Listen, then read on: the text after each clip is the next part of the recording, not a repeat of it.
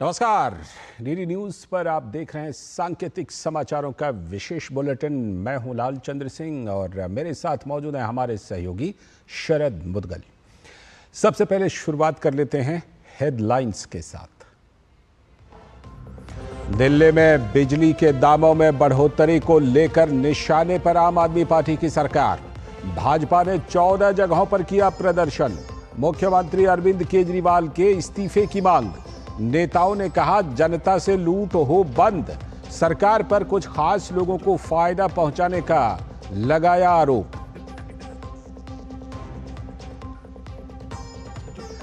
कर्नाटक में कांग्रेस सरकार पर भ्रष्टाचार के आरोप। मुख्य विपक्षी दल भाजपा ने राज्य सरकार के खिलाफ किया विरोध प्रदर्शन।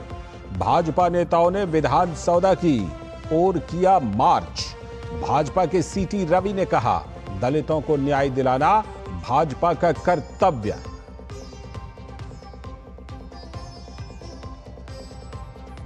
केंद्रीय गृह मंत्री अमित शाह ने बाढ़ प्रभावित राज्यों के मुख्यमंत्रियों से की बात।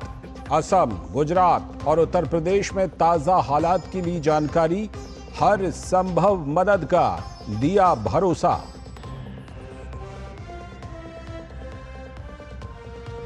पाकिस्तान के बन्नू छावनी में आतंकी हमले के दौरान 12 पाकिस्तानी सैनिकों की हुई मौत। 50 से भी अधिक लोग हुए घायल। बन्नू कैंट में अमेरिकी सैनिकों के आगमन के बाद स्थानीय सुरक्षा की गई कड़ी।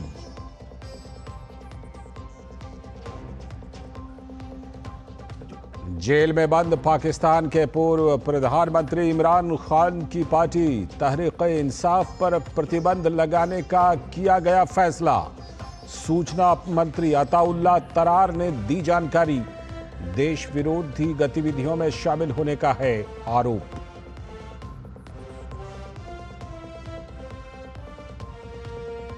और नेपाल की बागडोर अब केपी शर्मा ओली के हाथ। प्रधानमंत्री नरेंद्र मोदी ने दी बधाई। कहा दोनों देशों के बीच मित्रता के गहरे संबंधों को और मजबूत करने के लिए मिलकर काम करने को तत्पर।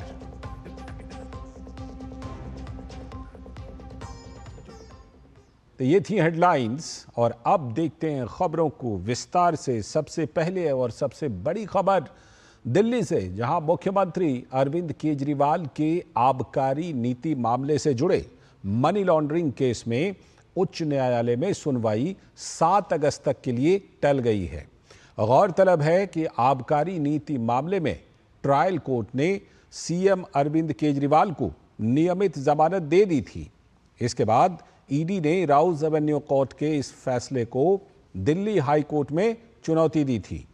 ईडी का दावा है कि केजरीवाल पर जल्दबाजी में फैसला किया गया था।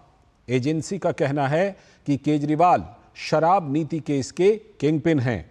घोटाले से मिला पैसा आम आदमी पार्टी पर खर्च हुआ और ईडी ने यह भी दावा किया कि साउथ ग्रुप के सदस्यों से 100 करोड़ रुपए की रिश्वत केजरीवाल की ओर से मांगी गई। इन दलीलों को सुनने के बाद हाईकोर्ट ने निचली अदालत के फैसले पर फौरी रोक लगा दी थी। ऐसे में यह देखना दिलचस्प होगा कि दिल्ली हाई कोर्ट मुख्यमंत्री केजरीवाल को ट्रायल कोर्ट की ओर से दी गई जमानत के आदेश को बरकरार रखता है या फिर उसे पलटता है। हालांकि सुप्रीम कोर्ट ने पिछले हफ्ते केजरीवाल को अंतरिम जमानत देते हुए कहा था कि अगर उनकी नियमित जमानत किसी भी जगह पर लंबित है तो उस पर इस फैसले का असर नहीं होगा।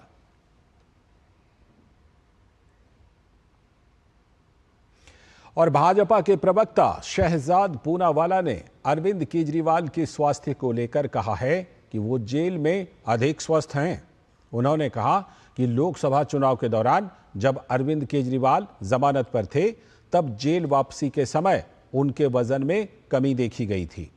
शहजाद पूनावाला ने आरोप लगाया कि अरविंद केजरीवाल जानबूझकर ज्यादा मीठा खा रहे हैं ताकि उनका शुगर लेवल बढ़ सके। उन्होंने कहा कि प्रशासन की तरफ से उनके स्वास्थ्य की देखरेख के लिए मेडिकल बोर्ड भी बनाया गया है। कई दिनों से जो घर से खाना आ रहा था वो खाना केजरीवाल जी नकार रहे थे। क्या इसीलिए नकार रहे थे ताकि थोड़ा सा वजन कम हो जाए और विक्रम कार्ड खेला जाए? और इस बात की संभावना ज़्यादा इसलिए लगती है क्योंकि हमने पहले भी देखा है कि कैसे अपने शुगर लेवल को बढ़ाने के लिए लगातार मीठे खाने का सेवन किया। तथ्य ये भी है कि एक मेडिकल बोर्ड है एम्स का जो लगातार उनकी सेहत की निगरानी करता है।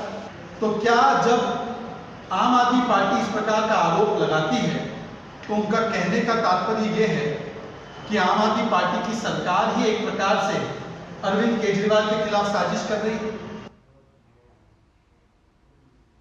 अगली खबर भी दिल्ली से ही, जहां पर महंगी बिजली पर सियासत तेज हो गई है। इसी मुद्दे पर दिल्ली प्रदेश भाजपा के नेताओं और कार्यकर्ताओं ने आज सभी 14 बिजली कार्यालयों पर प्रदर्शन किया। दरअसल बिजली खरीद समझौता शुल्क और अन्य अधिभार लगाने के कारण राष्ट्रीय राजधानी में बिजली की दर महंगी हो गई है। इस पर भाजपा आम आदमी पार्टी सरकार पर निशाना साध रही है और घोटाले का आरोप लगा रही है। इसी के चलते दिल्ली भाजपा अध्यक्ष ने विरोध प्रदर्शन का ऐलान किया है। भाजपा ने इस मुद्दे पर आप सरकार को घेरते हुए कहा है कि केजरीवाल सरकार ईमानदारी से बिजली का बिल भरने वाले हर व्यक्ति को लूट रही है।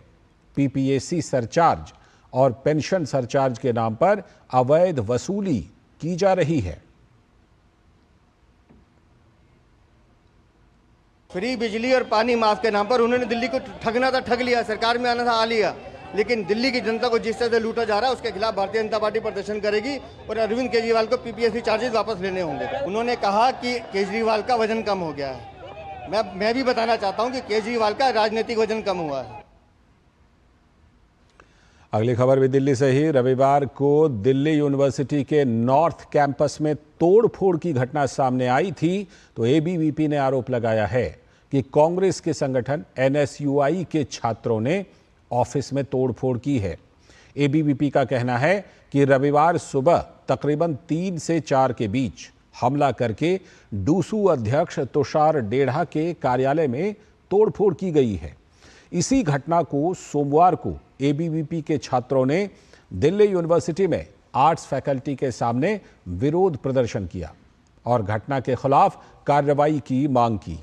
एबीवीपी दिल्ली के प्रदेश मंत्री हर्ष अत्री ने बताया है कि यह घटना पूरी तरह से सुनियोजित थी और सोची समझी साजिश के तहत इस घटना को अंजाम दिया गया है। ये जो पूरा प्रकरण हुआ है, इस पूरे प्रकरण में कोई एक व्यक्ति इन्वॉल्व नहीं है।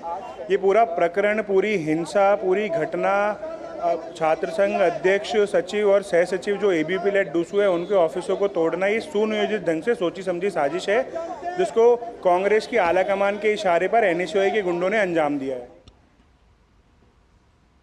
एफआईआर हो गई है मॉरिस नगर पुलिस स्टेशन में। जो गुंडे वहां पे पाए गए थे, जिनमें कुछ पहचान में भी आए हैं, उनका भी नाम के साथ में एफआईआर कर दी गई है।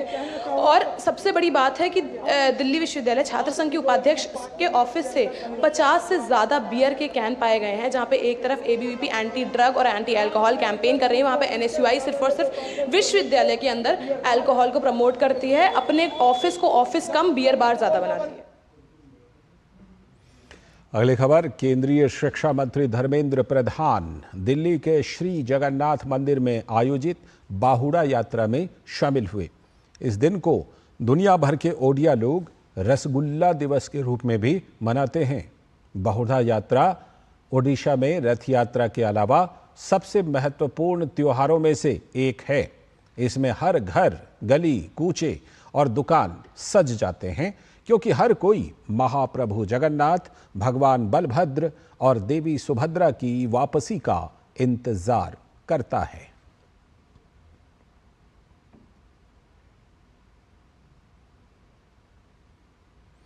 आगे की खबरों में, झारखंड के मुख्यमंत्री हेमंत सोरेन ने प्रधानमंत्री नरेंद्र मोदी से प्रधानमंत्री कार्यालय में मुलाकात की। इस मुलाकात के दौरान हेमंत सोरेन ने पीएम मोदी को गुलदस्ता भी दिया। दोनों नेताओं के बीच ये शिष्टाचार की मुलाकात थी।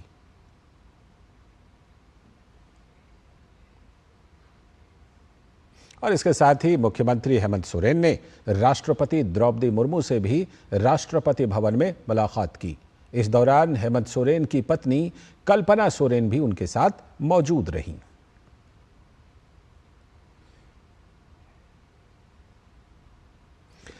अगली खबर गोवा से, जहां वाद विवाद के बीच विधानसभा का मॉनसून सत्र शुरू हो गया। सत्र के पहले ही दिन कांग्रेस विधायक के खिलाफ विशेषाधिकार हनन का प्रस्ताव पेश करने के बाद सदन को 2 बार स्थगित करना पड़ा। विधानसभा अध्यक्ष को लेकर कांग्रेस विधायक की ओर से की गई विवादित टिप्पणी के बाद से ही भाजपा सदन में हमलावर नजर आई।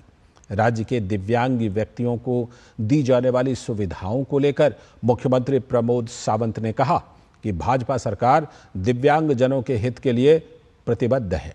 गोवा के सभी सरकारी भवनों में दिव्यांग जनों के लिए सुलभ सेवाएं उपलब्ध कराई जा रही हैं। By undertaking these initiatives, the government of Goa is committed to create an environment where the person with disability can access the public building and services without barrier.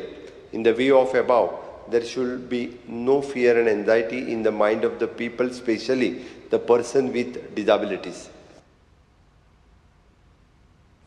और अब बात मौसम के मार की। देश के अलग अलग हिस्सों में हो रही लगातार भीषण बारिश के कारण कई राज्य बाढ़ की मुसीबतों का सामना कर रहे हैं। भीषण बारिश के कारण असम, उत्तर प्रदेश, बिहार और गुजरात के कई जिलों में बाढ़ जैसी स्थिति बनी हुई है।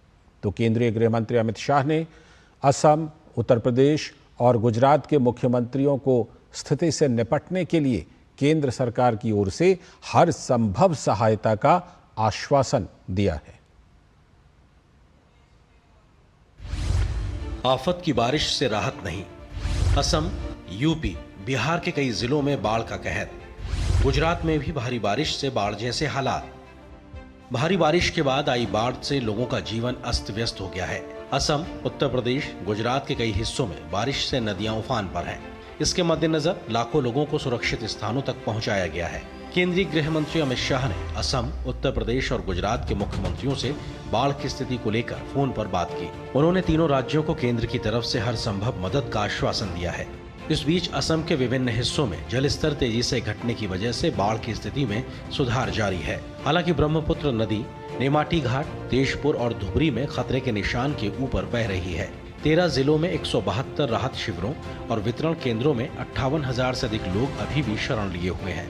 असम राज्य आपदा प्रबंधन प्राधिकरण के मुताबिक राज्य में बाढ़ से मरने वालों की संख्या 90 से अधिक हो चुकी है और 18 जिलों कछार, नलवाड़ी, कामरूप, गोलाघाट, मोरीगांव, चिराग, डिब्रूगढ़, धुबरी, ग्वालपाड़ा, नौगांव, करीमगंज, कामरूप, धेमाजी, माजुली, दारंग, शिवसागर, जोरहाट, विश्वनाथ के करीब 6 लाख लोग अभी भी बाढ़ से पीड़ित हैं।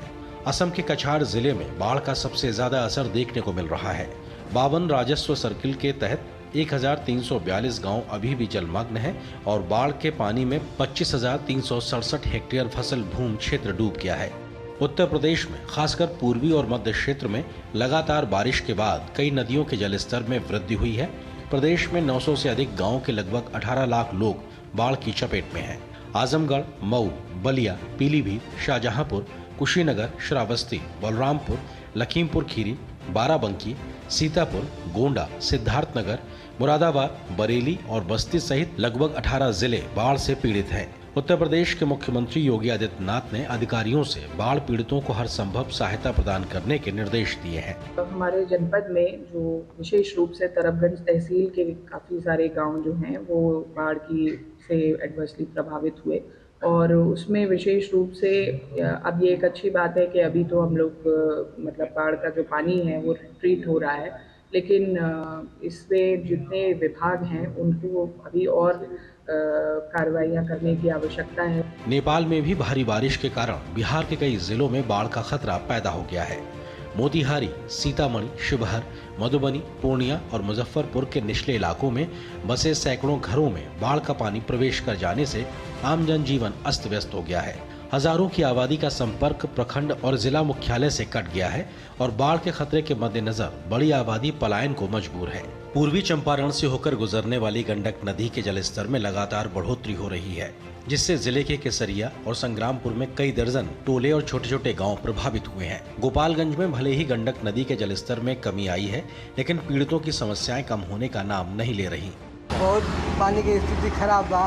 हमने किया पूरा पानी हो गई बा घर द्वार में। हमने के खेती बाड़ी सब दहा गई। हमने के माल जाल लेके भाग के बांधा पायल बन सब। गुजरात के कई हिस्सों में सोमवार को भी बारिश का दौर जारी रहा। गुजरात के वलसाड़ जिले में भारी बारिश के कारण कई निचले इलाके जलमग्न हो गए और राष्ट्रीय राजमार्ग पर भी पानी भर गया। इन इलाकों में पानी निकालने के लिए आपदा प्रबंधन की टीमों को तैनात किया गया है। साथ ही भारी बारिश के कारण मधुबन बांध के जलस्तर बढ़ गया है। करुणेश्वर में सबसे ज्यादा बारिश रिकॉर्ड की गई। Bureau report, DD news. और आगे की खबरों में केंद्रीय स्वास्थ्य मंत्री जेपी नड्डा ने एफएसएसएआई का दौरा किया और सीईओ और वरिष्ठ अधिकारियों के साथ एक समीक्षा बैठक की अध्यक्षता की। केंद्रीय स्वास्थ्य मंत्री ने एफएसएसएआई परिसर में आम का एक पौधा भी लगाया।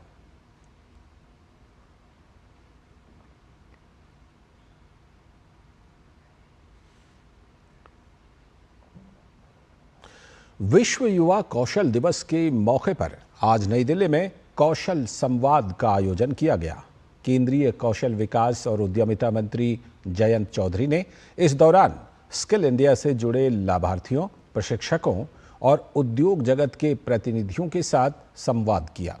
इसमें प्रधानमंत्री कौशल विकास योजना, जन शिक्षण संस्थान, ITI, PM विश्वकर्मा योजना और राष्ट्रीय प्रशिक्षुता संवर्धन योजना के लाभार्थी भी शामिल थे। कौशल विकास और उद्यमिता मंत्री ने इस मौके पर कहा कि स्किल इंडिया मिशन के तहत अब तक 1,40,00,000 से भी अधिक युवाओं को कुशल बनाया जा चुका है। 2014 के पहले हमारी जो स्टार स्कीम थी उसमें लगभग 14.5 लाख लोगों को शॉर्ट टर्म ट्रेनिंग दी गई थी। आज वो आंकड़ा 1,46,00,000 तक पहुंच गया है। तो आप समझ सकते हैं कि किस स्केल पे काम हो रहा है। प्राइवेट क्षेत्र में जो हमारे पार्टनर्स हैं उनमें जो ट्रेनिंग इंडस्ट्री के पार्टनर्स हैं वो ट्रेनिंग दे रहे हैं। नैप स्कीम अप्रेंटिसशिप देने की योजना हमारे यहाँ चल रही है। JSS के माध्यम से जन शिक्षण संस्थान जो सामाजिक क्षेत्र में जिनका बहुत बड़ा दायरा देश में है, वे छोटे लेवल पे ग्रामीण क्षेत्र में गरीब वर्ग में खासतौर से महिलाओं पे उनकी केंद्रित प्रयासों से वो प्रशिक्षण दे रहे हैं। तो सब कुछ कुल मिला के 4 करोड़ लोगों को, नौजवानों को हमने प्रशिक्षण दिया है। एक बड़ी खबर सुप्रीम कोर्ट से, जहां सुप्रीम कोर्ट ने कर्नाटक के उप मुख्यमंत्री DK शिवकुमार की आय से अधिक संपत्ति मामले में याचिका खारिज कर दी। याचिका में CBI जांच पर रोक लगाने की मांग की गई थी। जस्टिस बेला M त्रिवेदी और जस्टिस SA शर्मा का कहना है कि कर्नाटक हाई कोर्ट के आदेश में हस्तक्षेप करने की उन्हें कोई वजह नहीं दिखती है। CBI का आरोप है कि कांग्रेस सरकार में मंत्री रहने के दौरान DK शिवकुमार ने 2013 और 2018 के बीच अपनी आय के ज्ञात स्रोतों से अधिक संपत्ति अर्जित की। इस मामले में हाई कोर्ट ने अपने आदेश में CBI को 3 महीने के भीतर जांच पूरी करने और रिपोर्ट दाखिल करने का निर्देश दिया था।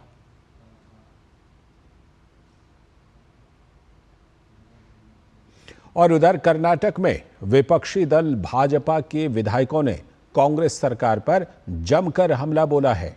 भाजपा ने मुख्यमंत्री सिद्धारमैया के नेतृत्व वाली कांग्रेस पर भ्रष्टाचार का आरोप लगाया है। साथ ही भाजपा के विधायकों ने राज्य में हो रहे बड़े पैमाने पर भ्रष्टाचार के खिलाफ प्रदर्शन किया। भाजपा की प्रदेश इकाई के अध्यक्ष BY विजयेंद्र और कर्नाटक विधानसभा में नेता प्रतिपक्ष R अशोक के नेतृत्व में विधायकों ने विधान भवन के पास महर्षि वाल्मीकि की प्रतिमा के निकट धरना दिया।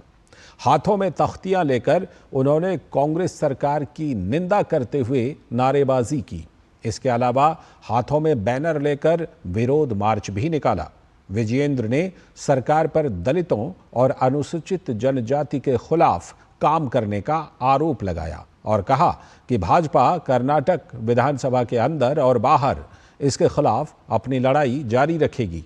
उन्होंने आरोप लगाया कि 187 करोड़ रुपए के महर्षि वाल्मीकि अनुसूचित जनजाति विकास निगम घोटाले की जांच से खुलासा हुआ कि इस धनराशि का इस्तेमाल लोकसभा चुनाव में किया गया था।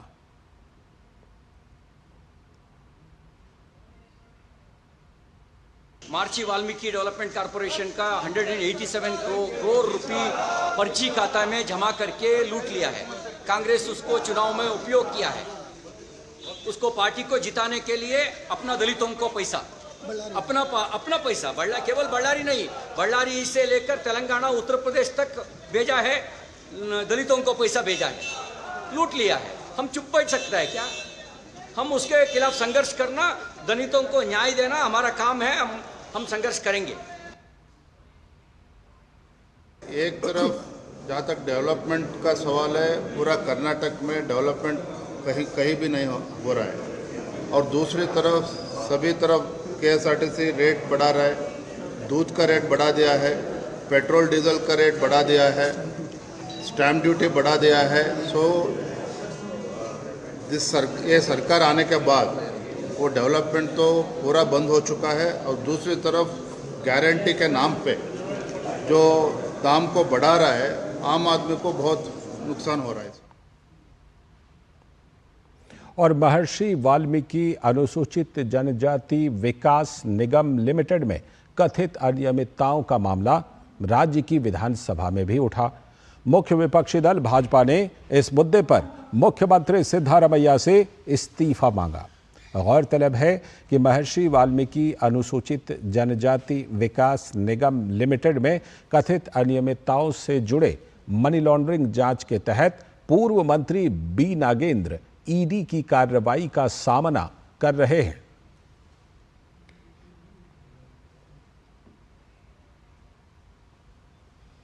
और कर्नाटक में महर्षि वाल्मीकि एसटी विकास निगम में भ्रष्टाचार के मामले में बीजेपी नेताओं ने धरना प्रदर्शन किया। तो इस मामले पर कांग्रेस के नेता प्रियांक खरगे ने कहा कि यह महज पॉलिटिकल ड्रामा है।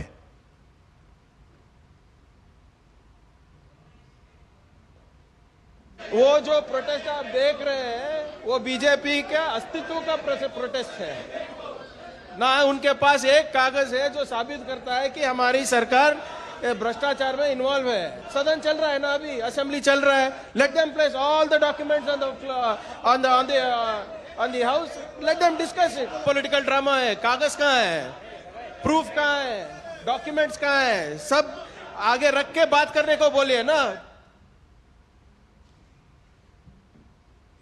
अगली खबर, असम के मुख्यमंत्री डॉक्टर हिमंता बिस्वा शर्मा ने CAA यानी कि नागरिक संशोधन अधिनियम पर महत्वपूर्ण टिप्पणी की है।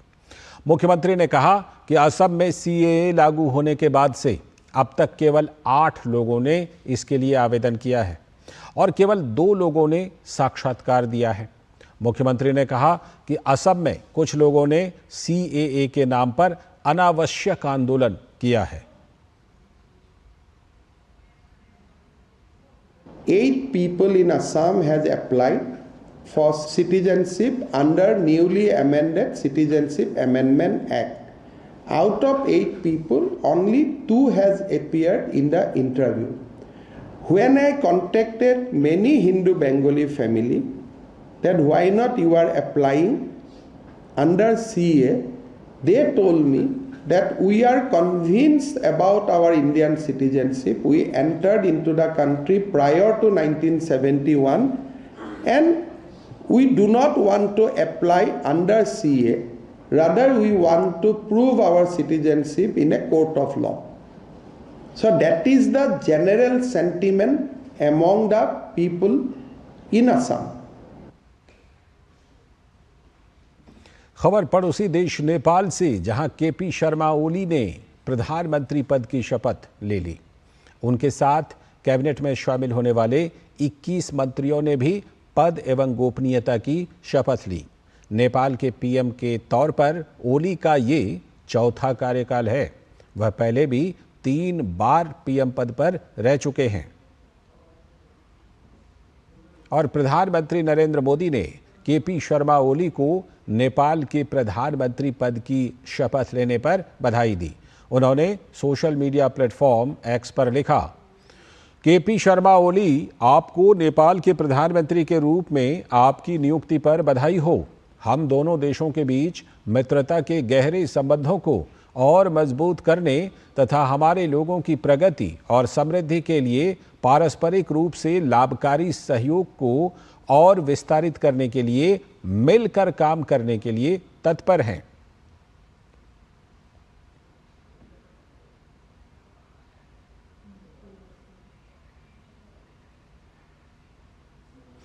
तो इसी के साथ सांकेतिक समाचारों के इस विशेष बुलेटिन में आज जितना ही। मुझे और हमारे सहयोगी शरद मुदगल को दीजिए अनुमति। नमस्कार।